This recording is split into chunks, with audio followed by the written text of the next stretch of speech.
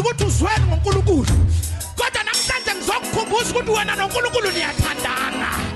naye uyacabanga nawe uyamcabanga usukuvuma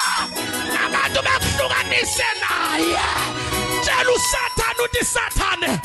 uthando lwami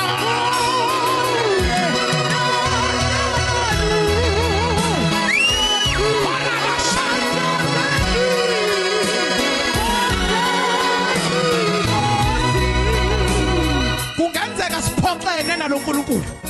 kungenzeka loNkulunkulu ngimphoxile kungenzeka naye ungiphoxile kodwa